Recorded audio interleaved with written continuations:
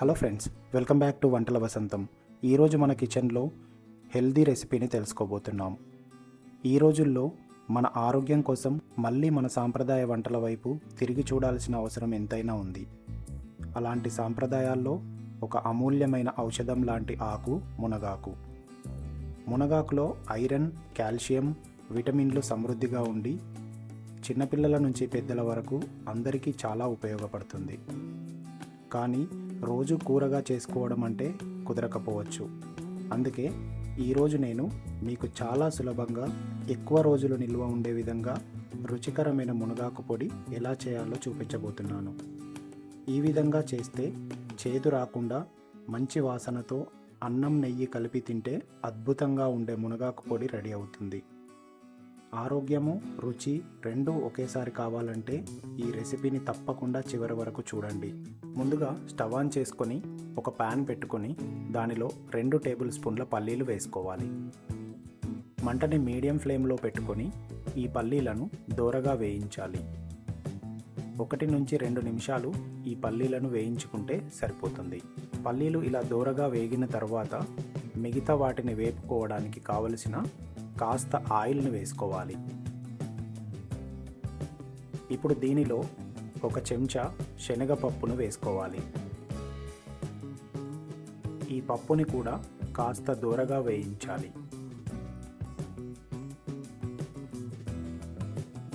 ఇలా ఈ పప్పు కాస్త వేగిన తర్వాత దీనిలో 1 చెంచా మినుములు, 1 చెంచా ధనియాలు, 1 చెంచా నువ్వులు, 1/2 చెంచా మెంతులు, 1 చెంచా జీలకర్ర, అలాగే 1/2 చెంచా ఆవాలు వేసుకొని, దీనిలో జీలకర్ర, ఆవాలు అనేటివి చాలా టేస్ట్ని ఇస్తాయి కాబట్టి మీరు ఆవాలు, జీలకర్ర కంపల్సరీగా వాడుకోండి. సో వీటిని కూడా మంటను మీడియం ఫ్లేమ్లో పెట్టి 1 నుంచి 2 నిమిషాలు బాగా వేపుకోవాలి. ఇలా 1 నిమిషము వేగిన తర్వాత వీటిని పక్కకు తీసుకోవాలి. ఇలా వీటిని ఒక బౌల్లోకి తీసుకొని మళ్ళీ ప్యాన్ని పెట్టుకొని దానిలో 1/2 టీ స్పూన్ ఆయిల్ వేసుకోవాలి. ఈ ఆయిల్లో 5 నుంచి 6 ఎండుమిర్చీలను వేసుకోవాలి. మీకు కారంకి తగ్గట్టుగా మీరు ఎన్నైనా వేసుకోవచ్చు. కొంచెం కారం ఎక్కువగా ఉండాలనుకుంటే 8 నుంచి 10 ఎండుమిర్చీలను తీసుకోండి. ఈ మిర్చీలను ఇలా 2 నిమిషాలు ఈ నూనెలో వేపుకోవాలి. ఇలా ఎండుమిర్చీలు వేగిన తర్వాత వీటిని తీసుకొని పక్కన పెట్టుకోవాలి. ఇప్పుడు 1 నిమ్మకాయ సైజు అంత చింతపండును తీసుకొని ఈ చింతపండును కూడా దోరగా వేయించాలి. చింతపండును ఇలా వేపుకుంటే మనము గ్రైండర్ పట్టేటప్పుడు ఈజీగా అవుతుందన్నమాట. ఈ చింతపండు మన మునగాకు పొడికి చాలా టేస్ట్ని యాడ్ చేస్తుంది కాబట్టి మీరు ఈ చింతపండుని స్కిప్ చేసుకోకుండా కంపల్సరీగా వేసుకోండి. ఇలా చింతపండు కాస్త వేగిన తర్వాత తీసుకొని పక్కన పెట్టుకోవాలి. ఇప్పుడు మునగాకు ప్రాసెస్ని తెలుసుకుందాం. మేము మునగాకును తీసుకొని దానిని బాగా శుభ్రంగా కడిగి ఆకును తెంపి దానిని 2 నుంచి 3 రోజులు నీడలో ఆరబెట్టాము. మీరు అలా వద్దు అనుకుంటే మీరు ఆకును తెంపుకొని కడిగి ఫ్యాన్ కింద ఆరబెట్టుకొని ఆయిల్లో కూడా ఫ్రై చేసుకోవచ్చు.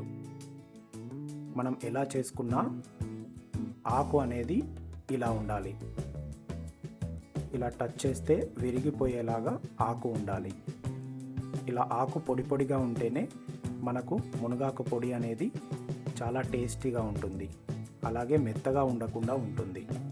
ఇప్పుడు ఒక గ్రైండర్ బౌల్ తీసుకొని మనము ముందుగా వేపుకున్న ఐటమ్స్ని దీనిలో వేసుకొని దీనిలో 1 చెంచా పసుపు, 5 నుంచి 6 వెల్లుల్లి రెబ్బలు పొట్టు తీసుకోకుండా వేసుకోండి. అలాగే దీనిలో టేస్ట్కి సరిపడా సాల్ట్ను యాడ్ చేసుకోండి. ఇప్పుడు దీనిని బాగా మెత్తగా గ్రైండ్ చేయకుండా కాస్త పొడి పొడిగా ఉండేలాగా గ్రైండ్ చేసుకోండి. ఇలా గ్రైండ్ చేసుకున్న తర్వాత మన మునగాకుని దీనిలో యాడ్ చేసుకొని మళ్ళీ ఒకసారి గ్రైండర్ పట్టుకోండి. ఈ పొడి అనేది కొంచెం గరుకుగా ఉంటేనే చాలా టేస్ట్గా ఉంటుంది. మీరు మెత్తగా గ్రైండ్ చేసుకుంటే అది బాగుండదు. అందుకని ఇలా కొంచెం గరుకుగా ఉండేటట్టుగా పౌడర్ చేసుకోండి. ఈ పొడి మీరు ఇడ్లీలోకి తింటే చాలా బాగుంటుంది.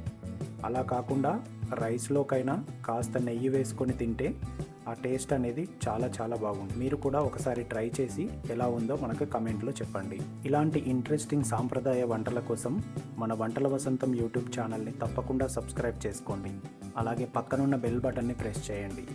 ఈ వీడియో మీకు నచ్చినట్లయితే లైక్ చేసి మీ ఫ్రెండ్స్ అండ్ ఫ్యామిలీకి షేర్ చేయండి. ఇలాంటి ఎన్నో ఇంట్రెస్టింగ్ వంటలు ముందు చాలా రాబోతున్నాయి. ఇంకొక ఇంట్రెస్టింగ్ వంటతో మళ్ళీ కలుద్దాం. అంతవరకు టేక్ కేర్. బాయ్.